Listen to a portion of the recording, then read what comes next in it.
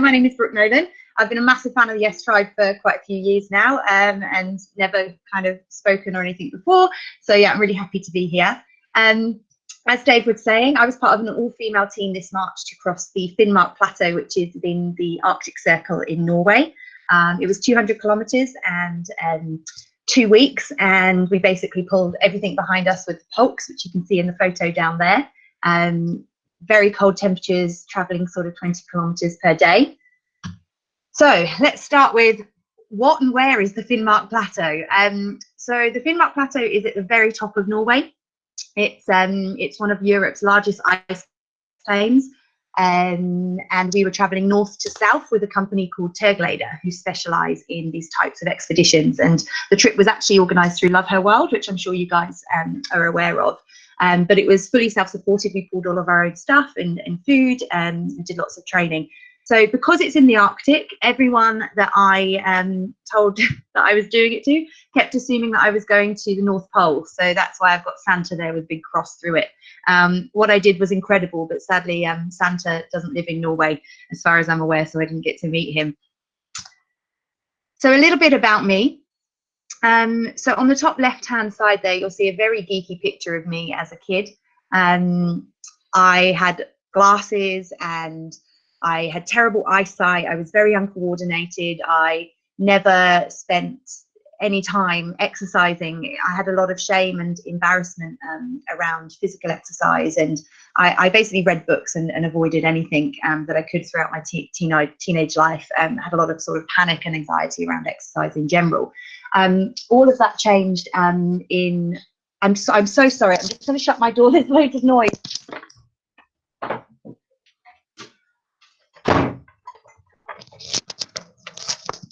I'm so sorry. It just apparently appears that everything is happening in the house at once. Is this working?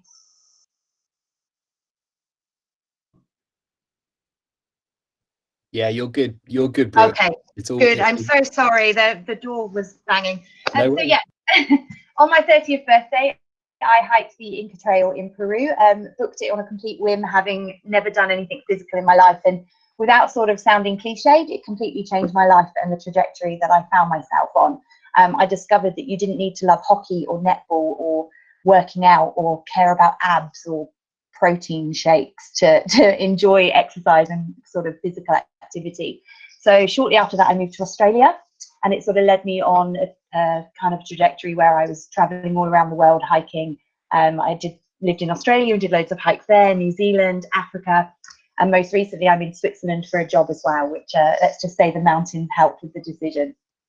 But I've always hiked. It's something that I've found easy. I like the simplicity of one foot in front of the other and the fact that you don't need any special skills. And for someone who's got a lot of anxiety around sort of exercise, hiking is a very easy thing to do. You can build up your endurance nice and easily. So for me, this trip that I booked in Finnmark Plateau was very much about proving to myself that I was capable of more than what I thought I was. But to go from hiking to cross-country skiing 200 kilometers in 2 weeks requires a lot of preparation. So for about 6 to 8 months before the trip, I was taking my friends, or should I say enemies, Trevor and Tim, on the left-hand side out for a spin 2 or 3 times a week. For 5 kilometers before work, which got me some funny looks when I turned up to the office with 2 tires under each arm. I also had a personal trainer, and living in Switzerland meant I was very lucky because I got to try cross-country skiing a few times, and I'd never been on skis until about 3 months before this trip. Never, not once in my life. So I kind of went cross-country skiing about 3 or 4 times. This is actually my cross-country skiing instructor. I did a 45-minute session with her. This is her baby that she let me pull around on the first session. So she obviously had more faith in my skills than I did. So let's get to the trip. This was the team. This was our first night. So we were running quite late on this day. So we were starting in the dark. On the right-hand side, you'll see Liv from Turgleder, Ingvild, who was the assistant guide, and Selma, the dog, the husky. They actually used a different dog on this trip instead of the one they usually use, because they wanted it to be a female dog so that it would truly be an all-female expedition. And I can't have higher praise for all 3 of them. And then on the left-hand side, you'll see the incredible rest of the women on the trip. So you might recognize Sally on second left. She's definitely not a normal woman. She's ran marathons on every country dressed as fruit. I don't think she even trained. She's a machine, in a wonderful way. And the rest of us were just normal, everyday women that just wanted to prove to ourselves that we were more capable than what we thought, and to really experience a once-in-a-lifetime trip. So this was actually a really interesting night. We were supposed to do 2 kilometers. We managed 500 meters. 500 meters before we were told, this is it, set up camp, stop. And to get to the plateau, you had to go up. So the entire 500 meters was uphill, and it was our first time with the skis and the fully packed pulks, which you can see on the left-hand side, which weighed kind of around 50 kilos, if not a little bit more. And then we got to camp, and it was 2 hours to set up the tents, flattening the snow, digging everything out. And we just looked at each other and we were like, we were supposed to do 2 kilometers. We've done 500 meters. Like, how are we ever going to get through 2 weeks of this? And that was probably one of the hardest moments of just thinking, oh my God, what have I done? But like anything, things do get easier. So on the left-hand side, you'll see one of my favorite pictures from the trip. And this was what became my favorite type of weather and my favorite type of terrain on the trip. It looks really calm and beautiful, but if you look carefully, you can see the spin drift of the snow dancing across the surface. And what that means is actually a huge amount of wind that's going right into your face. So it's incredible, but it feels like you're walking through treacle, and every kind of step is really difficult and your face is frozen. But it's just majestic. And you're able to, once you're used to it, kind of lift yourself out of your body and forget that you're uncomfortable and just really get into the routine of it. On the flip side, whenever you see a hill, your heart you just want to go home. It's this little hill on the right hand side. This is Eve, who had literally only been on skis once on a dry slope before the trip, and she just absolutely smashed it. But this hill you wouldn't even notice hiking, and it took 10 minutes each for us to get up it, cheering and whooping like you wouldn't believe. The other thing is on the trip that was really quite difficult was Whiteout. So again, like anything, it was real extremes. You could love it, but you could hate it. And we had lots and lots and lots of days of whiteout. And the most interesting thing with whiteout is that you obviously can't navigate in the same way you normally would. Normally you take a bearing, you line it up with a tree or a mountain in the distance, off you go, off you trundle, having a chat and heading towards wherever you're going. When it's a whiteout, you've got nothing to navigate towards. So this top hand photo of Sally is, we sent her in front, and then I was behind saying left, right, trying to keep her on course with the bearing. And it's absolutely exhausting if you're in the front. It becomes quite disorientating. You kind of, I don't know if anyone's watched The Good Place with Janet's Void. It's like you're stuck in there, and you don't know when you're ever going to get back out. And if you're the one with the map and compass, it's quite exhausting to be able to constantly look and try to line them up. But again, it's very humbling to be able to explore this environment and to know that you're able to succeed in something that you just never thought you could.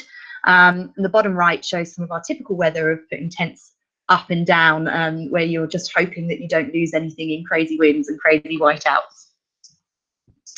And then of course you had the beautiful days. So these were few and far between, but when they came, you were just, oh my God, the smiles. And it was actually quite cold on these days. Usually when it was clear like that, it was quite cold. But you just had time to sit down and relax and, spend a bit more time eating. You might ski a little bit more. And you just had time to focus less on what you were physically doing and more about where you physically were. So yeah, the weather, we experienced everything. And I think it's one of the best parts of the trip. In terms of accommodation, mainly we stayed in tents. So you can see at the top, the left there. I swear to God, you train for the skiing, but you need to train for the digging. You dig more than you ever think that you will. Train for digging and wear mitts for like 6 months before you go on a trip like this, because I was so confident with my core strength and the skiing. I dug one hole the first night and I was in so much pain. By the end of the 2 weeks, I was actually digging okay toilets, which was an improvement. But yeah, and the tents were fantastic. You'd be 3 people in there. But we did stay in a couple of huts as well, which weren't planned. So the top right one, we made our way to this tiny trapper's hut, which had 2 beds in it because a couple of the girls' sleeping bags got wet and we needed to dry them off. So we dug that hut out. You can see the very top of the door there. And then we 2 people slept in there. And then on the left-hand side, I've tried to give Kirsty some modesty with a star. I have no idea if she's watching. I hope she doesn't mind. But this was a tiny 2-bedroom, 2-bed emergency hut that we actually got to stay in for a night because we made such good progress after a slow first sort of 4 or 5 days. We really sort of sped up as a team and got into the routine. And we actually had a day's rest in this hut. So it's a 2-bed hut, and Maddie is actually underneath the bed, which was about 20 centimeters. And she said she had the best night's sleep ever under there. I haven't, she blows my mind. I've never seen someone so happy to be underneath the bed. And then on the right-hand side is the accommodation where we stayed in for the very last night. And this was a really interesting one, actually, because we had, we basically had got a phone call to say that there was a really bad storm on its way and it was unsafe to be in the tent. Like, we could survive if we had to, but it would be better not to be near a tent. So we had 2 options, which was to get 25 k's to the tree line, or to go 10-15 k's to this hut. But we actually had no idea if the hut still existed. Luckily, when we got there, it did. There was no fire or anything. But there were some long forgotten British Army ration packs. So I assume that the British Army were there at some point on a training expedition. Finnmark is often used for army training, and it's also used for people who are training to do the North and South Pole. So who knows, maybe I will meet Santa one day. Through the highs and the lows, there's 3 things that got me through everything. First of all, it's food. Any food, any and every food, even dry food, just tasted like absolute heaven. It's so funny. You ski for two hours. You might do 6, 7, 8 kilometers with the wind in your face and the freezing cold, and all you think about is food. Like, the only thing is, oh, wonder if my Snickers is like still frozen. Should I move it closer to my body? Oh, I think I've got a Haribo stuck in my pocket. Like, anything that you could eat just made you absolutely joyful. Bottom left is dancing. If you are planning to do a trip like this, you need to embrace 2 things: the Macarena and the Okie Kokie. So don't knock it till you've tried it. The most important thing is keeping your hands and your toes warm. I had a few scary moments where I was getting frostnip, and the Macarena is incredible because it just makes the blood flow in your arms. So if anybody had seen us, just kind of five women in these crazy puffer jackets doing the Macarena and the hokey pokey, but it keeps you warm, and my goodness, it makes you laugh. And then the bottom right hand side is us in our nightly restaurant in Liv and Ingvild's tent. And the thing that gets you through it all is the bonds that you make. So I knew none of these people before I went on this trip, and they probably know me better now than people who have known me for years. There's something about a trip like this that just strips you back to the bare sort of bones of who you are as a person. They get to see you when you're too hot, when you're too cold, when you're tired, when you're hungry, when you're exhausted, when you've had enough, when you're euphoric because you're so happy about what's going on. You get to really experience emotions that just form really deep friendships. And I think that those 3 things together just are what get you through a trip like this, and that make it worth it. So one of the downsides of the trip is we left I can't remember the exact date, but we left in early March, and it was for 14 days. And when we left, COVID-19 was in the news, but it wasn't something that was, gravely concerning. No one was talking about cancelling flights. No one was talking about cancelling trips. We naively made jokes about, what if it's Armageddon when we get back? But it wasn't something that anyone was taking seriously. So on the left-hand side, you'll see a picture of me with my buff completely frozen with my own spit. That's a beautiful look, and some ice on my eyelashes. And on the right-hand side is the reality that we skied back to. So on day 10, we actually got a phone call on the sat phone when we called in for a weather report, and we were told that Norway was closing the borders. We were actually a 2-day ski away from anything, and there was a storm coming, which meant it was 3 days before we could get anywhere. And when I say get anywhere, we're still in northern Norway and have to get to southern Norway for a flight. So we had to make the difficult decision to continue, because we knew we'd only gain a day anyway. And it's a very strange thing to be in that environment when really you can't think about anything other than keeping warm, keeping smiling, keeping fed. It kind of was very difficult to comprehend what was happening. We ended up actually finishing the trip 7 kilometers early and 1 night early. So we got across the ice plain, we got across the Finnmark Plateau, and we were supposed to do half a day in the forest, but the decision was made to be picked up on the side of the road and get back. So the downside of this is that we had this incredible experience, and we returned to, jump in the shower, get on the phone and try and find a way out of Norway. Trying to find, all our flights had been cancelled. For me personally, my accommodation in Switzerland had been cancelled, as well as my flight. So I found myself slightly homeless, and my parents live in a studio apartment. So, I don't fancy being 35 and sleeping on my parents' floor. So we did this incredible thing, but then we didn't really have time to process it.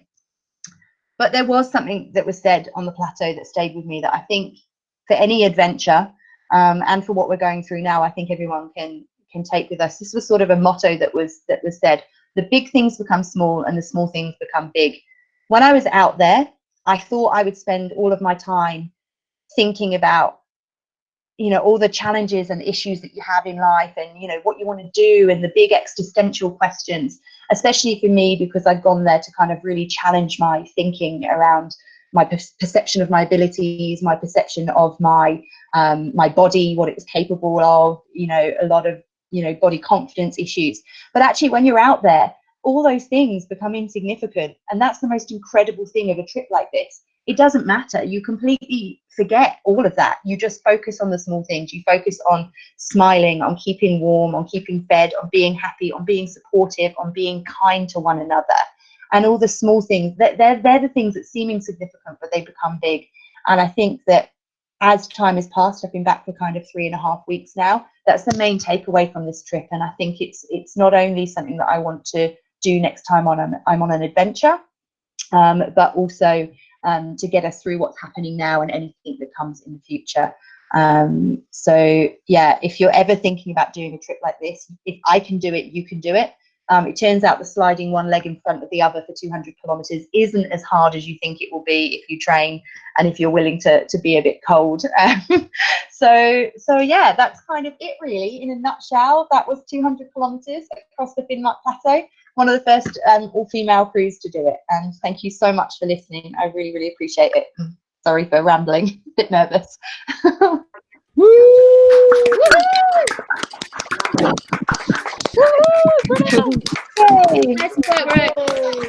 Thank you. Brooke, amazing work. Thank you very much for that. Oh, you're welcome. Thank you for listening to me ramble. Do we have any questions for Brooke? I mean, those incredible views, the spin drift here's my question: was the wind always into your face? No, more than I would have liked. And the first windy day was right in our faces. And again, you had these moments. You might ski for 8 hours, and we'd take it in turns, hating it and loving it. So like 3 people would be like, I hate this wind, and the other people are like, oh my god, this wind is amazing, I love it. But it was never always in our face, but it was in our face more than I would like. But it did make me feel very hardcore, so I can't complain really. Obviously the quote, the big things become small and the small things become big, it's something you realize. I think it's a great hint for anyone really struggling, whether it's with these times or afterwards. Get out into the great outdoors. It doesn't necessarily have to be the Finnmark Plateau, and all of those problems that feel really big at home, they're much smaller on top of a hill or in a woodland, if not an icy plateau. But Pete B has come up with another quote for the cover of your book: by the end of 2 weeks I was digging okay toilets. I mean, that's acceptance, isn't it? That really is. And I'm not kidding you, I was the worst hole digger. I didn't even think I could be bad at digging holes, but I was really bad at it. So yeah. I still couldn't undo or do up zips with mittens on though. The Scottish girls who are used to the cold and have been living there for years, they were pros in mitts, but I couldn't do anything.